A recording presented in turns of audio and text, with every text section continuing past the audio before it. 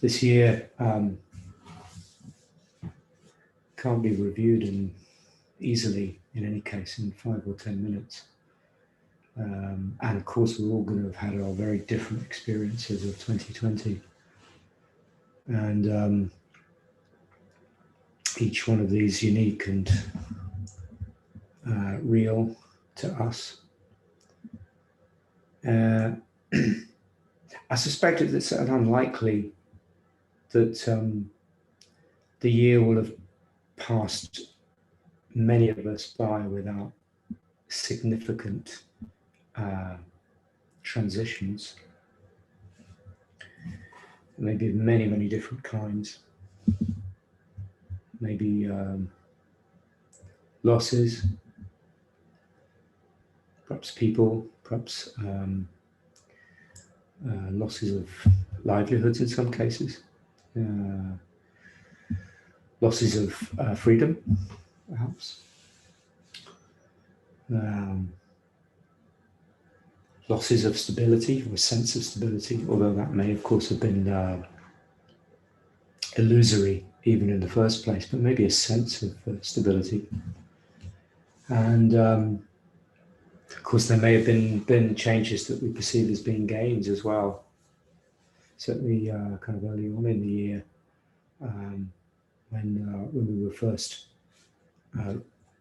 required, most of us anyway, to let go of most of our everyday activities, at least outside of the home.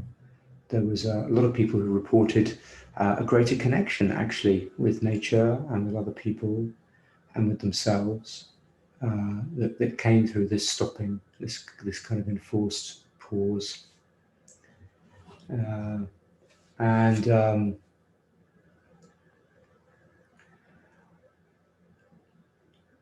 Some people may have had more time to spend with loved ones, while others may have had much less. So whatever the changes that you've noticed,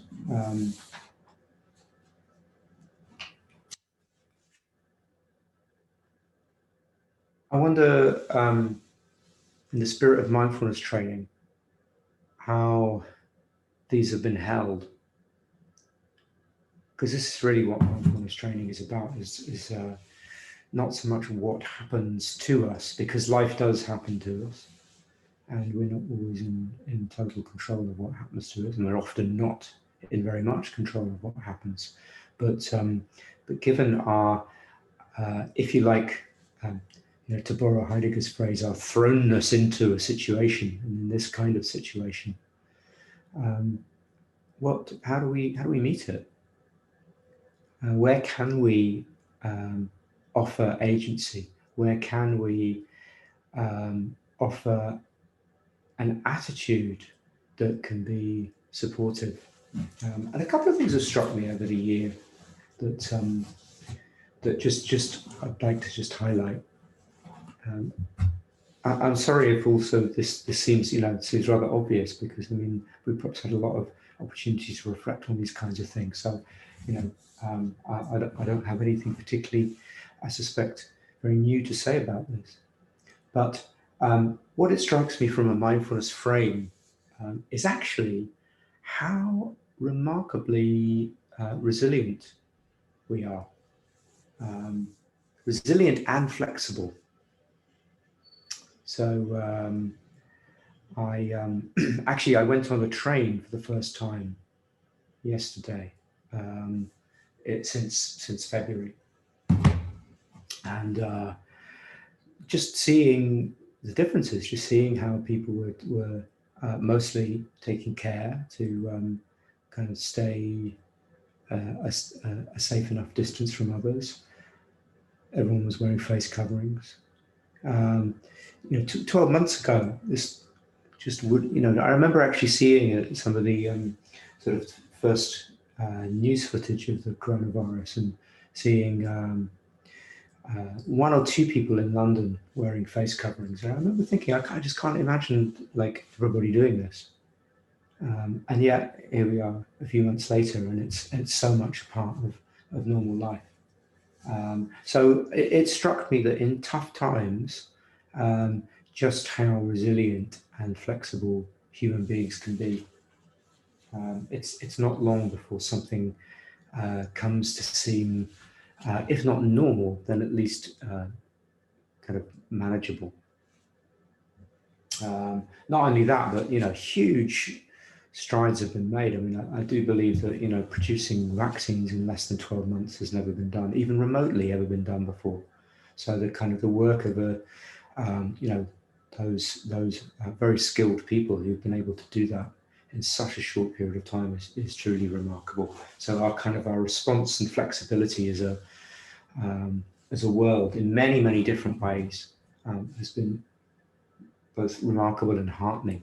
Our ingenuity, our capacity for change. This is good news from a mindfulness perspective, because mindfulness is about responsiveness and flexibility in our own minds, bodies, choices. This year proves that we can shift from ways of being that might only 12 months ago have seemed kind of impossibly or almost impossibly unlikely to being the normal. So why too couldn't we change in our own, our own lives in skillful ways? And the other aspect that I'd just like to draw out from this year is just how connected we all already are, of course, but how that connection can become, or has become, more manifest. So there's the very kind of basic connection of, we've been afflicted by a virus that transmits itself from person to person.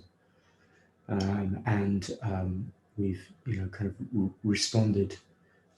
reacted sometimes, responded some other times to that. So there's been a necessity of our taking care as communities. It could not be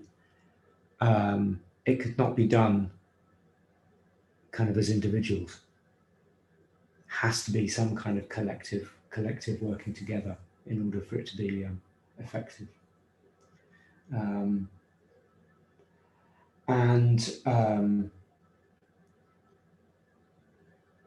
Also,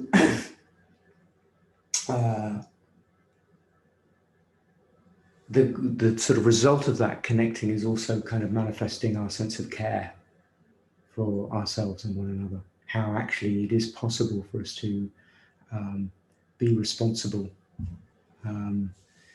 These sessions started in March as face-to-face sessions that I was teaching stopped. And really amazing just to see how people came together,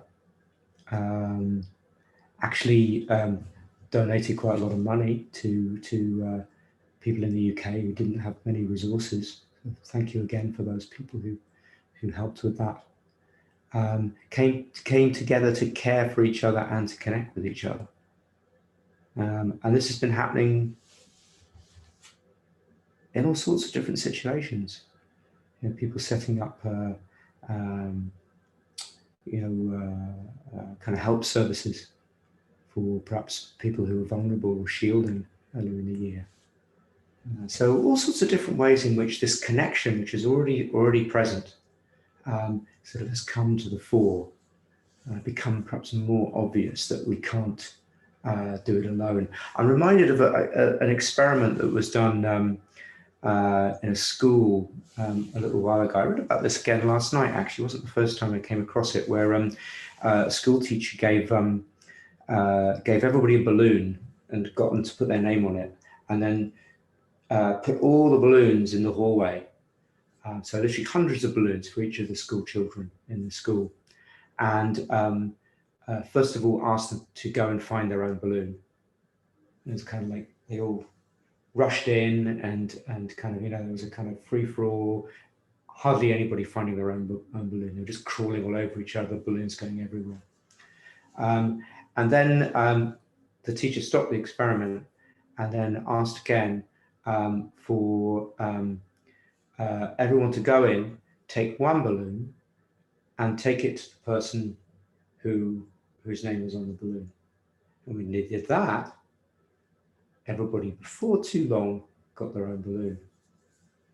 So there's been, you know, at least to a large degree in my experience, perhaps a greater sense of care and a sense of, you know, kind of like not everybody going for their own balloon. And I realize that there are also exceptions to this, you know, particularly when we get really stressed.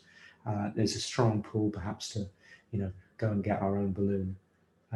But you know, my experience is that there has been a sense of recognizing the connectivity and the sense of caring that comes from that recognition of how connected we all are, and that we work best when we work together. So resilience and flexibility, connectedness and care. I've deliberately highlighted here some of the positives, because I don't know about you, but wherever I go, everybody's saying, you know, kind of 2020, that was dreadful, and kind of now, at least in the UK and much of Europe, you know, Christmas is cancelled, and so I just wanted to highlight this evening some of the kind of some of the positives that we might draw from this crisis. I'll give you a chance a little bit later in the session to kind of reflect on your own experiences of this, and in particular how perhaps mindfulness may have been a part of this. Because of course mindfulness is about